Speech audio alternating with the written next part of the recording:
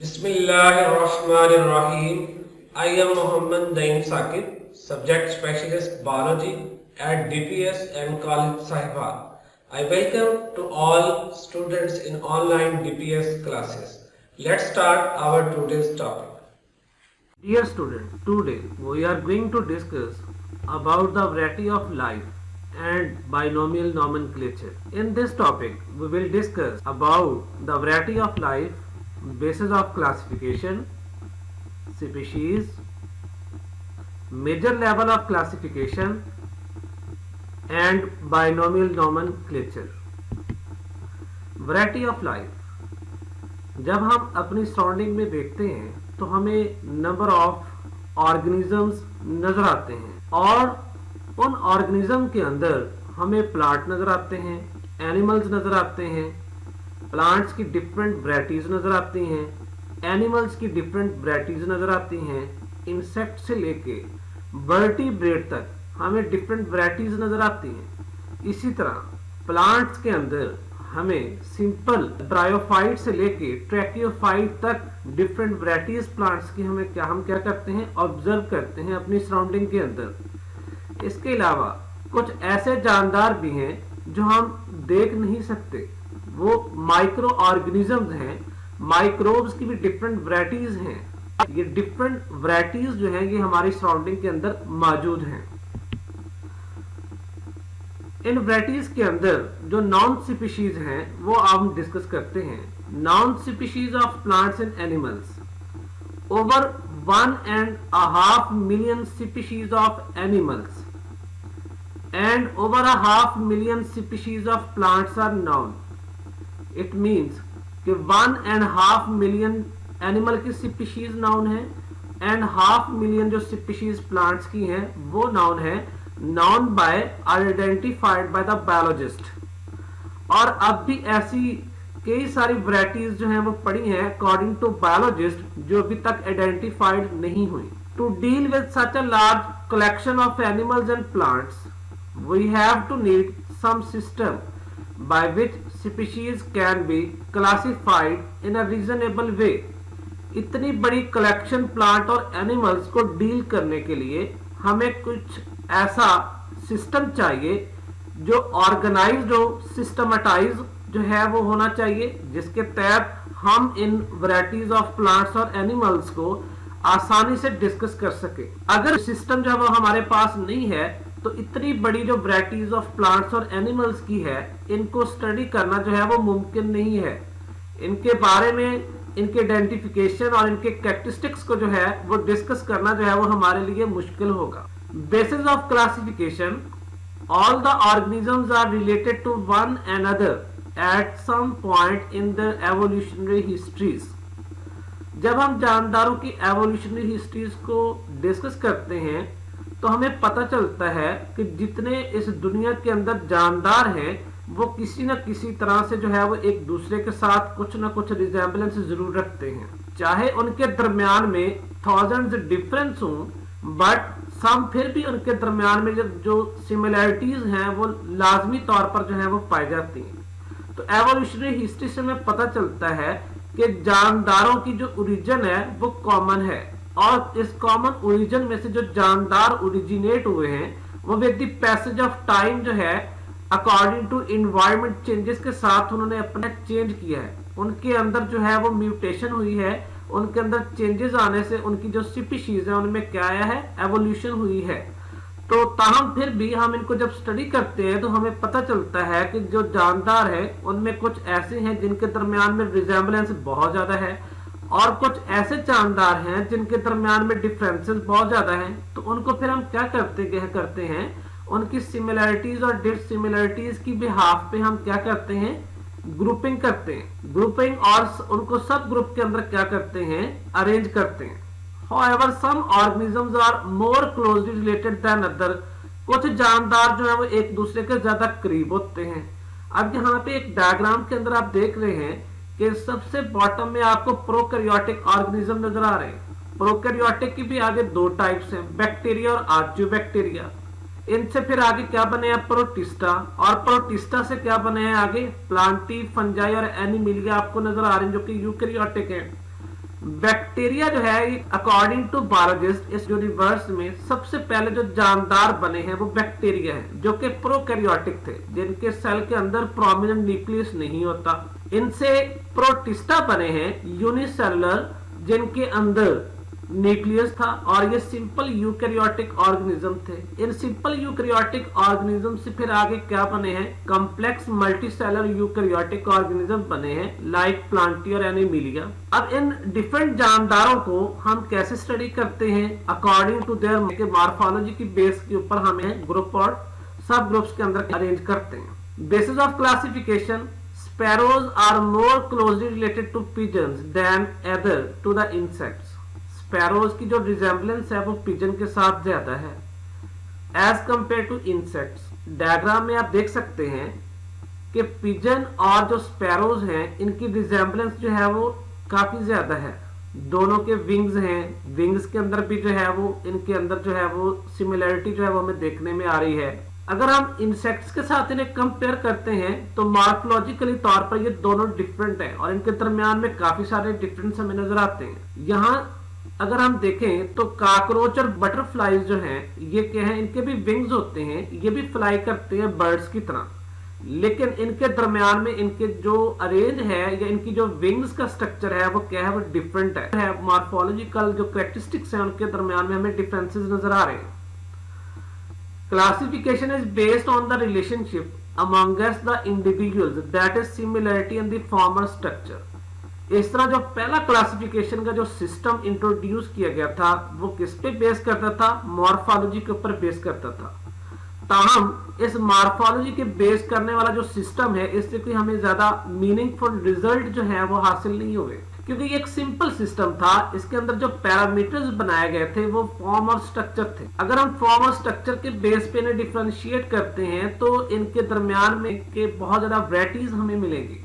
Let's अगर हम plants की बात करते हैं और हम ये पैरामीटर रखते हैं हाइट को, कि बड़े कद वाले प्लांट उनको हम एक ग्रुप के अंदर रखें तो बड़े हाइट वाले जो प्लांट होंगे उनकी तादाद तो बहुत ज्यादा हो जाएगी।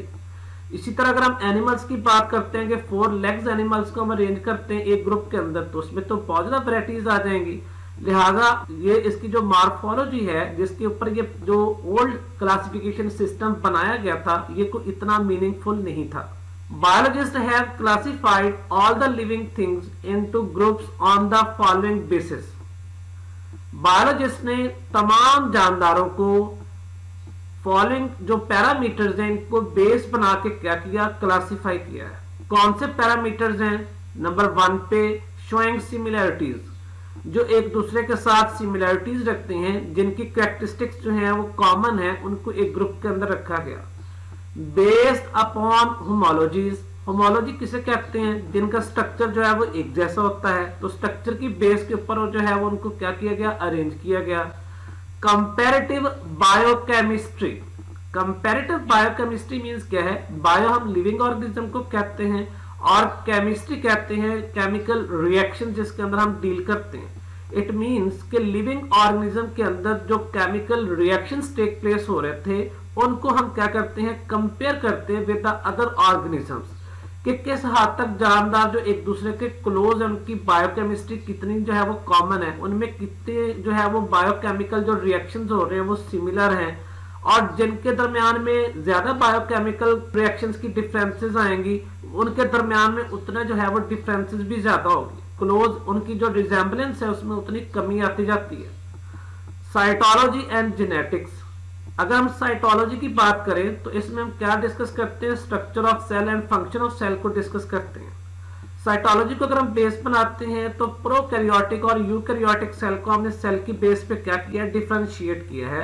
प्रोकैरियोटिक क्या होते हैं, जिनके अंदर जो है वो प्रोमिनेंट न्यूक्लियस जो है वो नहीं होता। यूकैरियोटिक कौन से जानदार होते हैं, जिनमें प्रोमिनेंट न्यूक्लियस होता है।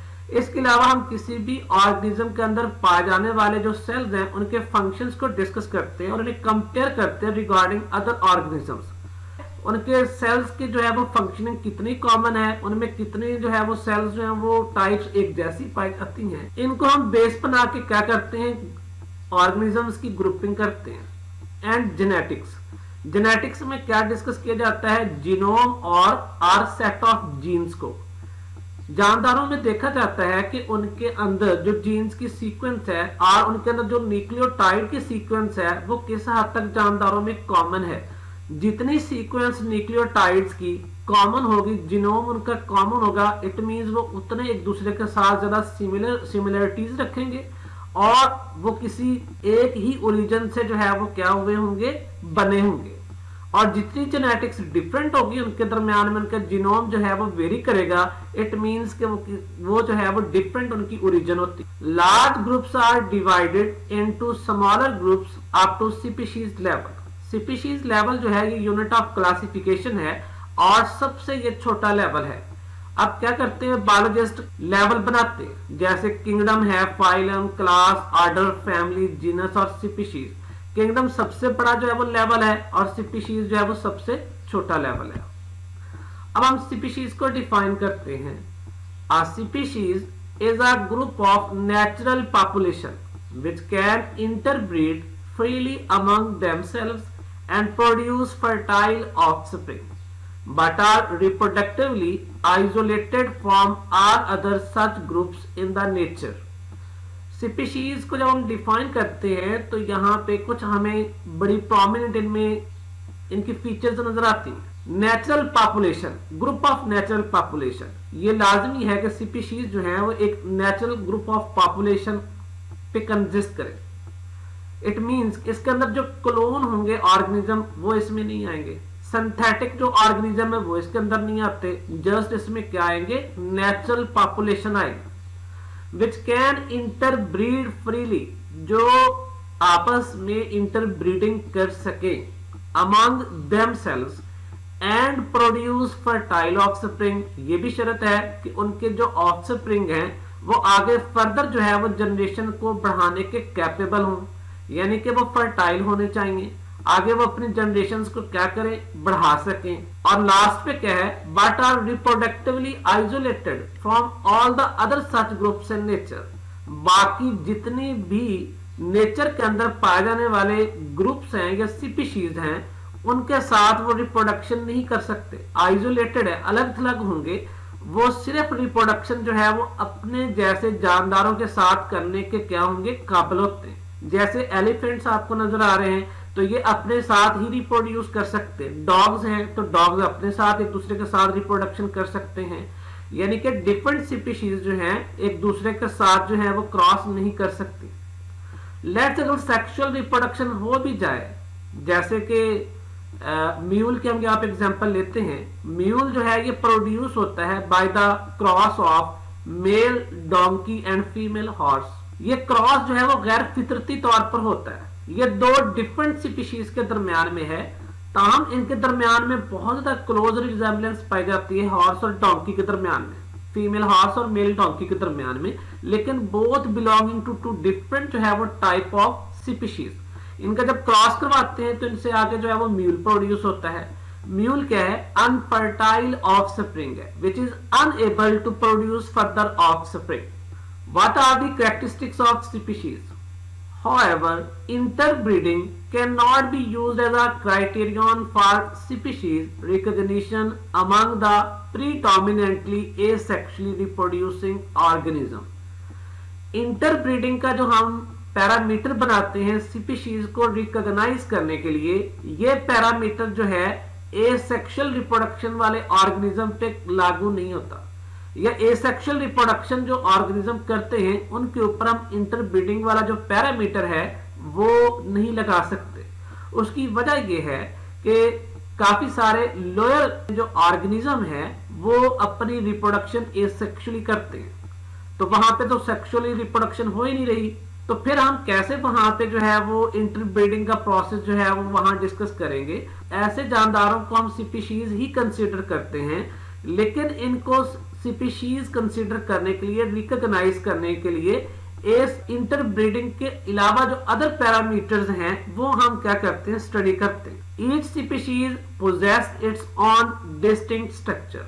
हर स्पीशीज का एक अपना मखसूस स्पेसिफिक स्ट्रक्चर होता है।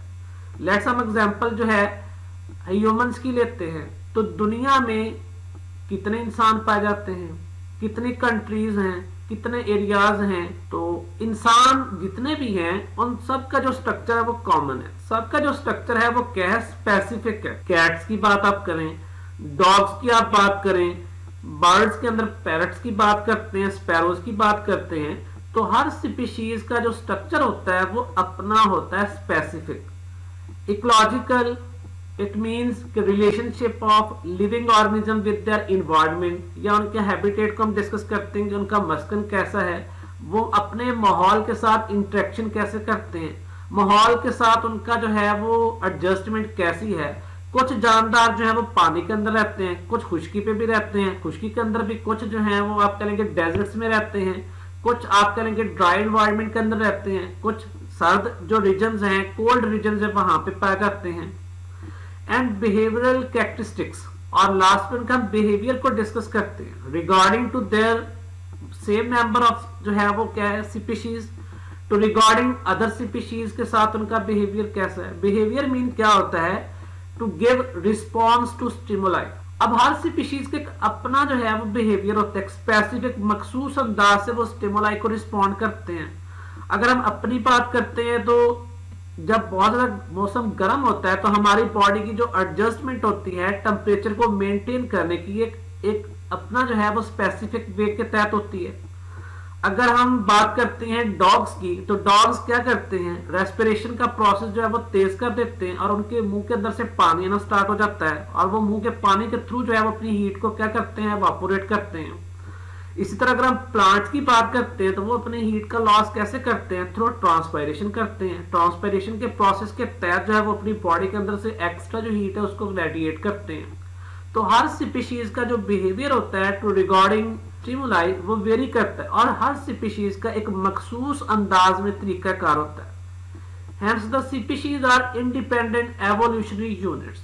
तमाम जो स्पीशीज हैं वो अपना एक इंडिपेंडेंट एवोल्यूशनरी हिस्ट्री रखते हैं, आजाद हिस्ट्री रखते हैं। अगर हम ह्यूमन बीइंग की बात करते हैं तो हमारी जो एवोल्यूशन है वो स्पेसिफिक है। इसी तरह अदर जितनी भी स्पीशीज हैं उनकी जो एवोल्यूशनरी हिस्ट्री है वो एक स्पेसिफिक वे में हुई है, एक प्रोग्रेसिवली जो अंदाज उनका था वो एक मखसूस हैं कि एक स्पेसिफिक वे में हुई है। Different species do not exchange the genes between them. Different species जो हैं वो आपस में जीन्स एक्सचेंज नहीं कर सकते। जब उनके दरमियान में सेक्सुअल रिप्रोडक्शन ही नहीं होगी तो उनके अंदर फिर कैसे जीन्स एक्सचेंज हो सकते हैं। लिहाजा डिफरेंट स्पीशीज ना तो रिप्रोड्यूस करेंगी ना ही उनके अंदर जो है वो जीन्स एक्सचेंज होते हैं। मेजर लेवल्स ऑफ क्लासिफिकेशन आप यहाँ पे देख रहे हैं। सबसे बड़ा लेवल क्या है, किंगडम है, और सबसे छोटा लेवल क्या है, स्पीशीज है। स्पीशीज को हम क्या कहते हैं, यूनिट ऑफ क्लासिफिकेशन भी कहते हैं। अब ये जो लेवल हैं इन्हें हम क्या कहते हैं, रैंकिंग भी कहते हैं, रैंक्स बनाए गए हैं। अब ये रैंक्स जो हैं इनको हम बनाया है on the base of characteristics. जानदारों को उनकी कैरेक्टरिस्टिक्स की बेस पे हम इनके लेवल में क्या करते हैं, अरेंज करते हैं। Species is the basic unit of classification, और रिलेटेड स्पीशीज मिलके ग्रुप जो है वो क्या बनाएंगी, जीनस, और इसी तरह रिलेटेड जो जीनस हैं ये मिलके क्या बनाते हैं, फैमिली, और फैमिलीज रिलेटेड जो है वो ग्रुप क्या बनाएंगे, ऑर्डर, और ऑर्डर जो है वो मिलके क्लास, और क्लासेस जो है वो मिलके फाइलम, देन ऑनवर्ड जो है वो किंगडम। यहाँ पे स्पीशीज जो है वो बेसिक यूनिट ऑफ क्लासिफिकेशन है। यहाँ सबसे ज्यादा जो है वो सिमिलरिटीज स्पीशीज के अंदर पाई जाती है। एक जैसे जानदार होते हैं, कैट्स एक स्पीशीज है, 100 कैट्स की बात करते हैं, 100 डॉग्स हैं तो वो एक जैसे स्पीशीज होंगी। इसी तरह जो है वो फिर आगे जैसे हम ऊपर की तरफ जाते हैं स्पीशीज टू ऑनवर्ड जो है वो किंगडम की तरफ, तो इनके दरमियान में जो सिमिलरिटीज होती हैं वो कम होती जाती हैं, और इनके दरमियान में जो डिफरेंसेस होते हैं वो बढ़ते जाते हैं। सबसे ज्यादा जो डिफरेंसेस है वो किंगडम के अंदर पाए जाते हैं, और सबसे ज्यादा जो सिमिलरिटीज है वो स्पीशीज लेवल के अंदर हम ऑब्जर्व करते हैं। बायोलॉजिकल क्लासिफिकेशन टर्म्स, क्लासिफिकेशन को हम कैसे डिफाइन करते हैं, arrangement of organisms into groups and subgroups on the basis of similarities and differences। जानदारों को उनकी सिमिलरिटीज और डिफरेंसेस की बुनियाद पे हम अरेंज करते हैं ग्रुप और सब ग्रुप्स के अंदर। ये प्रोसेस क्या कहलाता है, क्लासिफिकेशन कहलाता है। टेक्सोनोमिक हायरार्की, टेक्सोनोमिक हायरार्की जो है ये taxa form leader called taxonomic hierarchy. What is taxon? Each rank of classification is called taxon. Next, biological classification of corn. The taxonomic categories from species to kingdom form a hierarchy as described in the classification of corn. Kingdom plantae. Plantae हमने जो kingdom बनाया है तो कुछ features की base पे बनाया ना, कुछ करेक्टरिस्टिक्स की बेस पे बनाया है कि जो ऑटोट्रॉफिक होते हैं, जो खुद अपनी फूड बनाने के काबिल होते हैं प्लांट्स, उन्हें हम कहते हैं, और वो किंगडम प्लांटी के अंदर आएंगे. तो चूंकि कॉर्न एक प्लांट है, ऑटोट्रॉफिक है, तो ये किंगडम प्लांटी के अंदर आएगा और ये इसका ये सबसे बड़ा क्या है, यूनिट कहलाता है किंगडम. देन डिवीजन है फॉर प्लांट्स, और फाइलम हम यूज करते हैं एनिमल्स के लिए. एंथोफाइटा और ट्रैकियोफाइटा. ट्रैकियोफाइटा के अंदर ऐसे जानदार पाए जाते हैं जो वस्कुलर टिश्यूज रखते हैं, जिनके अंदर वस्कुलर बंडल्स होते हैं, उन्हें हम क्या कहते हैं, ट्रैकियोफाइट्स कहते हैं. Class angiospermae. ऐसे प्लांट्स जिनके सीड इनक्लोज होते हैं फ्रूट के अंदर, उन्हें हम एंजियोस्पर्मी कहते हैं. ऑर्डर क्या है, Poales. Order Poales, family Poaceae, genus जी, एंड स्पीशीज इसकी क्या है, मेज. तो इसका साइंटिफिक नेम फिर क्या हुआ, जी मेज. साइंटिफिक नेम क्या हुआ, जी मेज. Members of lower category resemble one another more than do the members of higher taxon. अभी हमने लास्ट पे डिस्कस भी किया था कि जो नीचे वाले लेवल होते हैं उनके दरमियान में सिमिलरिटीज ज्यादा होती हैं. जो जो हम ऊपर की तरफ बड़े लेवल की तरफ जाते हैं वैसे वैसे सिमिलरिटीज कम होती जाती हैं और डिफरेंसेस बढ़ते जाते हैं. जैसे मैक्सिमम सिमिलरिटीज कहाँ पे होती हैं, स्पीशीज लेवल पे, और मैक्सिमम डिफरेंसेस कहां पे हम ऑब्जर्व करते हैं, किंगडम के अंदर. What is nomenclature? A system of choosing the names for organism is called nomenclature. ऐसा सिस्टम जिसके तहत हम ऑर्गेनिजम्स को नाम देते हैं, उन्हें हम इस प्रोसेस को हम नॉमेनक्लेचर कहते हैं. जानदारों को नाम देने का अमल जो है वो नॉमेनक्लेचर कहलाता है. Need for nomenclature for the identification of different types of organisms. जैसा कि हमने पहले डिस्कस किया है कि काफी सारी वैरायटीज जो हैं वो प्लांट्स और एनिमल्स की जो है इस यूनिवर्स में मौजूद हैं. इसके अलावा माइक्रोब्स की भी काफी सारी वैरायटीज हैं. तो उनको आइडेंटिफाई करने के लिए, उनकी पहचान करने के लिए, या उनको कॉल करने के लिए, या उनको आपने जो है वो एक दूसरे के साथ जो है वो एक्सचेंज करना है, तो उनके लिए कोई आइडेंटिफिकेशन तो होनी चाहिए, उनका नाम होना चाहिए. तो ये नेमिंग का प्रोसेस बहुत जरूरी है. इसके बगैर, नेमिंग के बगैर हम जो है वो जानदारों के दरमियान में डिफरेंसेस या उनको आइडेंटिफाई नहीं कर पाएंगे. From the earliest times plants and animals have been given common name by the people. अगर हम पास्ट की बात करते हैं तो तब जो लोग थे अपनी आसानी के लिए क्या करते थे कि प्लांट्स और एनिमल्स को नाम देते थे, और ये जो नेमिंग थी ये लोकल बेस पे थी, यानी जहां जहां लोग रहते थे, जहां उनका आप कह लेंगे रिहाइश थी, तो वहां पे वो अपने इर्द गिर्द जो सराउंडिंग के अंदर पाए जाने वाले प्लांट और एनिमल थे उनको एक अपनी अंदाज से नाम देते थे. किसी ने जो है वो हाइट की बेस पे दे दिया, किसी ने जो है वो प्लांट्स अगर है तो उनको फ्लावर की जो है वो फ्लावर के कलर की बेस पे दे दिया, फ्लावर की शेप की बेस पे दे दिया, किसी ने जो है वो उनके एनिमल्स के कलर की बेस पे जो है उनको नाम दे दिया. तो ये डिफरेंट लोगों के अंदाज थे, डिफरेंट तरीकाकार थे प्लांट्स और एनिमल्स को नाम देने के लिए, ताकि उनकी वो पहचान कर सकें. Since no system was used in choosing the common names, in many cases various regions had their own names for the same plant or animal. ताम कोई प्रॉपर सिस्टम नहीं था कॉमन नेम्स को जो है वो चूज करने का, कॉमन नेम्स को चूजिंग करने का कोई प्रॉपर सिस्टम नहीं था. In many cases various regions had their own names for the same plant or animals. हम यहाँ पे एग्जाम्पल लेते हैं अनियन की कॉमन उर्दू नेम इसका क्या है? प्याज। But in different regions of Pakistan also known as गंडा, बासल, वसल। In different countries it would have another set of names. तो यहाँ पे पाकिस्तान के अंदर इसके हम 3-4 नेम देख रहे हैं कि लोग प्याज से भी पुकारते हैं, गंडे से भी इसको पुकारते हैं, बासल वसल के नाम से भी इसे क्या करते हैं? आइडेंटिफाई करते हैं। तो ये वाला जो कॉमन नेम्स हैं ये बेस करती है लोकेलिटी कहाँ, जहाँ पे जो है वो इंसान रहते हैं, और लैंग्वेज के ऊपर। लैंग्वेज जो है वो लोगों की वेरी करती है फ्रॉम प्लेस टू प्लेस। तो वो अपनी जबान में उसे क्या कहते हैं? आसानी अपनी जो है वो पैदा करने के लिए, उन्हें आइडेंटिफाई करने के लिए वो क्या करते हैं? कॉमन नेम से उन्हें पुकारते हैं। इसी तरह जो है वो डिफरेंट कंट्रीज के अंदर भी इन्हें डिफरेंट नाम से जो है वो याद किया जाता था। It would have another set of names. Pakistan में जो है ये चंद एक नाम जैसे बताए गए हैं, इस तरह बाकी जो है ममालिक है वहां के जो रहने वाले लोग थे वो अपनी सहूलत के लिए प्याज को डिफरेंट नाम से पुकारते थे। इसी तरह जो है ये आप डायग्राम के अंदर एक बड़ा खूबसूरत प्लांट देख रहे हैं, फ्लावरिंग प्लांट, अमलतास। अमलतास के भी क्या है? डिफरेंट नेम थे, एर्गवर्ड, गुरमला, परजन केसिया, गोल्डन शावर।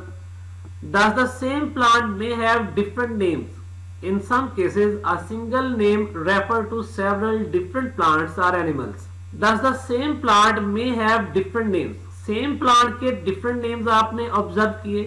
Some cases ऐसा भी होता है, single name refer to several different plants and animals.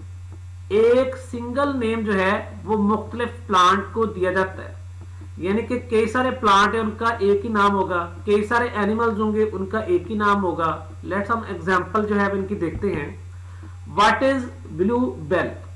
Blue bell जो है उन प्लांट्स के लिए जो है ये यूज किया गया जिनके फ्लावर्स की शेप क्या थी? बेल शेप थी, और उनका कलर क्या था?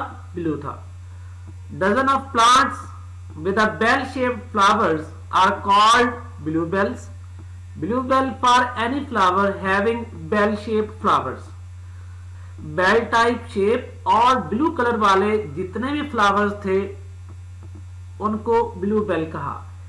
अगर हम इनको देखें तो इनके अंदर डिफरेंट स्पीशीज थी। तो डिफरेंट स्पीशीज को जो है वो क्या है? उनकी शेप, बेल शेप और कलर की बेस पे उनको जो है वो एक ही ग्रुप के अंदर उन्होंने प्लेस किया हुआ था। अगर हम एनिमल्स की बात करते हैं तो यहाँ पे आपको दो डिफरेंट जो है वो बर्ड्स नजर आ रहे हैं, जो कि कलर में तो हमें सेम नजर आ रहे हैं, या उनकी जो मॉर्फोलॉजी है वो हमें मिलती जुलती नजर आ रही है, but both are belonging to different species. और इन्हें कॉमन नेम जो है वो ब्लैक बर्ड से पुकारा जाता था, क्रो और रेवन।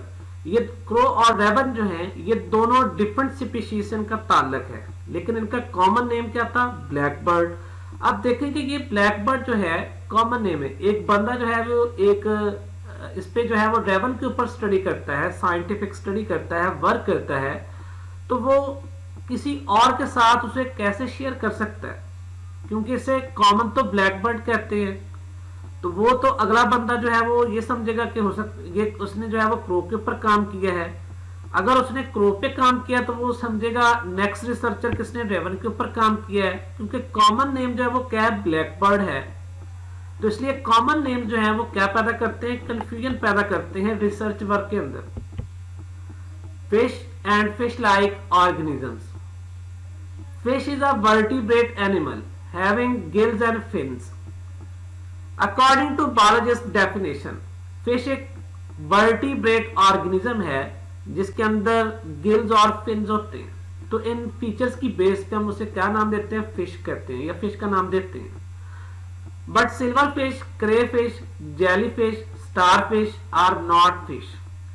कुछ फिश की तरह के मिलते जुलते और भी ऑर्गेनिज्म हैं जिन्हें इनकी शेप की बेस के ऊपर नाम दे दिया जाता है, but no scientific basis for common names.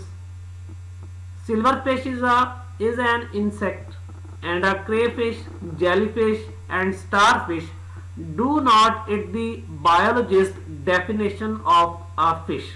Silverfish है या क्रे है या जेली है या स्टार फिश है, ये कहेंगे इंसेक्ट्स हैं। तो इंसेक्ट्स हैं तो इनके अंदर तो वो फीचर्स ही नहीं है जो बायोलॉजिस्ट ने जो है वो फिश को डिफाइन किया था कि उसके अंदर तीन जो है वो बड़ी फंडामेंटल कैरेक्टरिस्टिक्स होती हैं।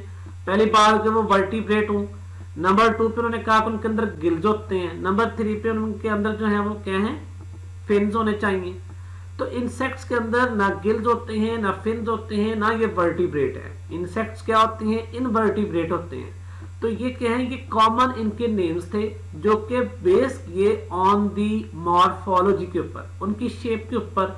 स्टार फिश शेप फिश की तरह की है तो उसे स्टार फिश कह दिया, लेकिन ये फिश एक्चुअली ये इंसेक्ट्स है, ये फिश नहीं है। Common names had long caused confusion. जो कॉमन नेम होते हैं ये क्या पैदा करते हैं, कंफ्यूजन पैदा करते हैं। Like research work next Carolus Linnaeus.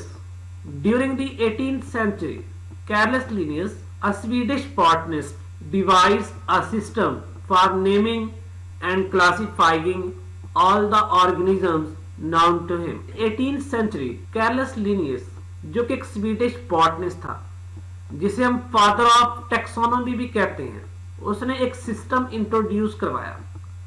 उस सिस्टम के तहत उसने क्या काम किया कि ऑर्गेनिज्म को क्लासिफाई किया और उनको नाम दिए। This system is used today internationally. आज भी उसका सिस्टम जो है पूरी दुनिया के अंदर जो है वो क्या है, यूज हो रहा है। He discarded the common names of plants and gave each one a scientific name. उसने क्या काम किया कि जितने कॉमन नेम थे वो सब खत्म कर दिए और हर प्लांट की स्पीशीज को जो है वो एक साइंटिफिक नाम दिया। He took the scientific name from Latin word. उसने ये काम जो साइंसी नाम देने वाला था लैटिन वर्ड में किया। Linnaeus published the list of names of plants in 1753. Linnaeus ने जब प्लांट्स को उनकी कैरेक्टरिस्टिक्स की बेस के ऊपर क्लासिफाई किया और उनको नाम दिया, तो फिर एक लंबी प्लांट्स की जो लिस्ट थी जिसके अंदर उसे साइंटिफिक नेम दिए गए थे वो 1753 में पब्लिश कर दी। The scientific name of each plant had 2 parts. Scientific जो नेम था उसके 2 हिस्से थे, first genus and second word is species. Usually the name refer to some characteristics of the organisms और the person who collected it. नाम जो था वो रेफर्ड हुआ to some characteristics of organism की बेस पे या फिर जिस पर्सन ने उन्हें कलेक्ट किया था। His system spread rapidly and became so popular that he used it later on in naming animals and published his list in 1758. Linnaeus का जो सिस्टम था वो इतना ज्यादा पॉपुलर हुआ, इतना ज्यादा लोगों ने उसको पसंद किया, लाइक किया कि लीनियस ने बाद में एनिमल्स को भी नाम दिए और साइंटिफिक जो एनिमल्स नेम की लिस्ट थी वो 1758 के अंदर पब्लिश की। 1753 में साइंटिफिक नेम्स की एक बड़ी लिस्ट प्लांट की जो है वो पब्लिश की और फिर कामयाबी के बाद जब लोगों का रिस्पांस अच्छा आया देखा तो 1758 में फिर एक एनिमल की साइंटिफिक नेम पे बेस्ड लिस्ट बनाई और उसे पब्लिश कर दी। Many of his names are in use today. आज भी लीनियस सिस्टम के बनाए हुए नाम जो हैं वो बड़ी कामयाबी के साथ जो है वो यूज हो रहे हैं। What is binomial nomenclature? Linear system of giving each species a scientific name comprising 2 words is known as binomial nomenclature. According to linear system, her species जो है उसको एक साइंटिफिक नेम दिया जाता है और साइंटिफिक नेम के 2 पार्ट्स होते हैं, उन्हें हम क्या कहते हैं, बाइनोमियल नॉमेनक्लेचर कहते हैं। बाई का मतलब 2 होता है और नॉमियल का मतलब क्या होता है, नाम देना। What are the rules of binomial nomenclature?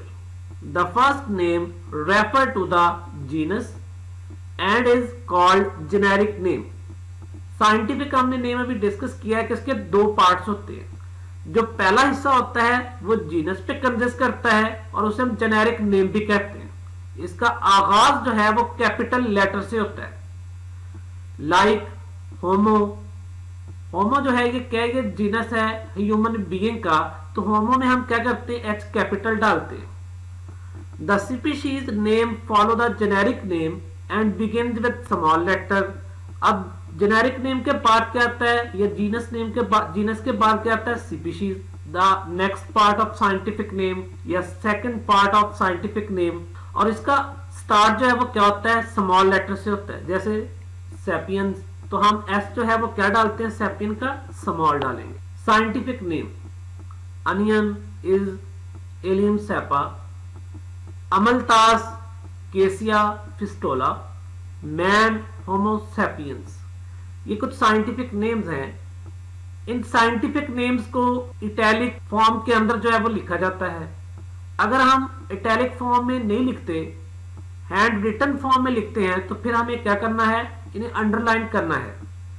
और अंडरलाइन भी क्या करना है, अलग अलग करना है। एलियम को अलग अंडरलाइन करेंगे और सैपा को अलग अंडरलाइन करेंगे। और अगर हम इटैलिक फॉर्म में लिख रहे हैं तो फिर उसे अंडरलाइन करने की जरूरत नहीं होती। Botanical names for potato is solanum tuberosum and for brinjal Solanum melangina. The same generic name for potato and brinjal reflects close relationship between these two species. आप देख रहे हैं कि ब्रिंजल और जो पोटैटो हैं, दोनों क्या जो जीनस है वो क्या है, वो सेम है।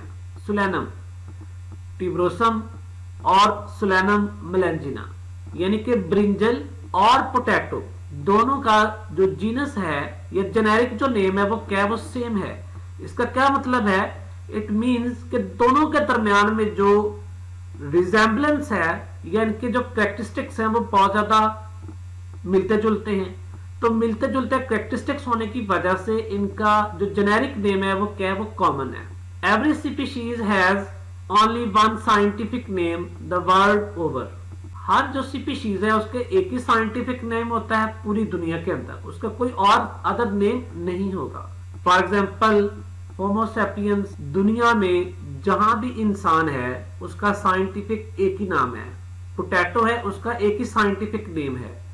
लिहाजा हर स्पीशीज जो है वो एक साइंटिफिक नेम रखती है पूरी दुनिया के अंदर। Initially the classification was based on the appearance और morphology of plant and animals. जो ओल्ड क्लासिफिकेशन का जो सिस्टम था, जो पहला सिस्टम बनाया गया था, वो किस पे बेस करता था, मॉर्फोलॉजी के ऊपर, जो इतना ज्यादा मीनिंगफुल नहीं था। With the passage of time, जब साइंस में आप कहेंगे बहुत ज्यादा प्रोग्रेस हो गई, तो फिर काफी सारी जब चीजों को जो है वो अंडरस्टैंड कर लिया गया, काफी सारी आप कह सकते हैं कि प्रोग्रेस के अंदर इन्वेंशन हुई है, लाइक इलेक्ट्रॉन माइक्रोस्कोप बन गई।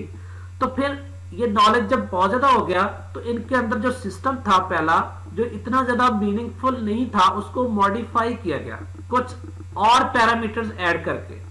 कौन कौन से वो पैरामीटर्स हैं, cytology, physiology, genetics and molecular biology. The classification of organism has been modified. इन पैरामीटर की बेस पे जो क्लासिफिकेशन का निजाम था वो अपडेट हो गया और मॉडिफाइड हो गया। यहाँ पे हमारा टॉपिक खत्म होता है। नेक्स्ट आपके लिए एक असाइनमेंट है।